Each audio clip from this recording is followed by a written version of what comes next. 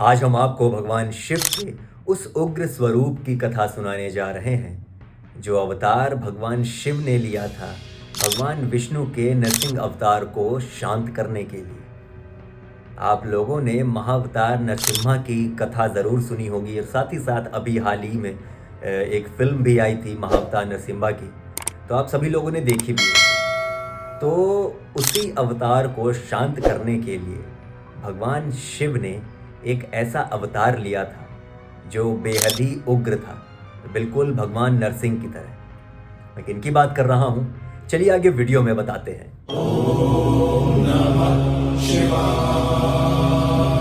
स्वागत है आप सबका मेरे चैनल वॉक एंड टॉक पे। मैं हूं आपके साथ आयुष। आप सभी लोगों ने जैसा कि महाअवतार नरसिम्हा मूवी ज़रूर देखी होगी और उसकी कथा भी आपको पता होगी कि जो भगवान विष्णु हैं उन्होंने अपने भक्त प्रहलाद की हिरण्यकश्यपु से रक्षा के लिए उन्होंने ये अवतार लिया था। उसकी कथा क्या कही जाती है? उसकी कथा ये है कि जो हिरण्यकश्यपु होता है वो बेहद ही खतरनाक राक्षस होता है और उसी के कुल में उनके बेटे के रूप में जन्म लेते हैं प्रहलाद। लेकिन प्रहलाद जो होते हैं वो भगवान विष्णु के अनन्य भक्त होते हैं और हिरण्यकश्यपु चाहता है कि उसके अलावा और किसी की पूजा ना हो। तब भगवान विष्णु जो नरसिम्हा अवतार है वो लेते हैं, क्योंकि भगवान विष्णु की मजबूरी हो जाती है नरसिम्हा अवतार लेने की, क्योंकि हिरण्यकश्यपु को एक ऐसा वरदान प्राप्त होता है कि जिसमें ना उसे कोई धरती पे मार सकता है, ना आकाश में, ना दिन में, ना रात में, ना अंदर ना बाहर, ना ऊपर ना नीचे। तो इसलिए जो भगवान विष्णु हैं वो एक आधे मनुष्य और आधे शेर का रूप धारण करते हैं, हिरण्यकश्यपु का वध करते हैं। अब जब भगवान विष्णु का जो नरसिंह अवतार होता है वो हिरण्यकश्यपु का वध कर देता है, लेकिन जो उनका क्रोध होता है वो शांत नहीं होता है। तब ये सारी चीज़ें जब देवता देखते हैं तब वो तुरंत भागे भागे कैलाश पर्वत पर पहुंचते हैं भगवान शिव के पास।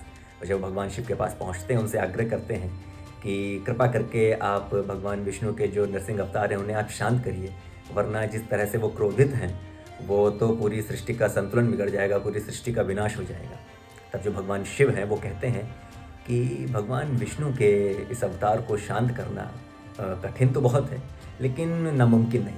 तब जो भगवान शिव होते हैं अपने तीसरी आंख खोलते हैं और उनसे एक उग्रतम स्वरूप प्रकट होता है जिसे शरभ अवतार कहा जाता है।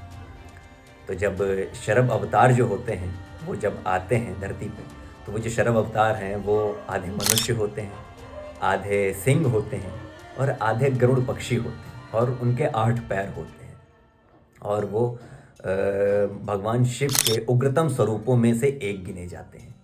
तो जब वो धरती पर आते हैं और जो उनसे जब मिलते हैं महाअवतार नरसिम्हा से, तब जो नरसिम्हा गर्जना करते हैं कि कौन मुझे आया है चुनौती देने। तब जो भगवान शिव के जो शरभ अवतार हैं वो बहुत ही करुणा में आवाज़ में कहते हैं कि मैं शरभ हूँ और मैं आपके क्रोध को शांत करने आया हूँ। लेकिन जो महाअवतार नरसिम्हा होते हैं वो बेहद ही क्रोधित होते हैं। तब वो शरभ अवतार से युद्ध करने लगते हैं। युद्ध करते करते जो नरसिम्हा हैं उन्हें एहसास होता है कि वो कितना गलत कर रहे हैं।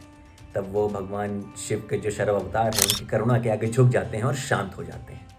तो इस तरह से जो शरभ अवतार हैं वो भगवान नरसिम्हा के जो क्रोधित स्वरूप हैं उनको शांत करते हैं और फिर दोबारा से शरभ अवतार महाकाल की ओर प्रस्थान कर जाते हैं। और इस तरह से जो नरसिम्हा अवतार है वो शांत हो जाते हैं और ये जो सृष्टि का विनाश होने वाला था वो रुक जाता है। अब इसमें एक विरोधाभास और है।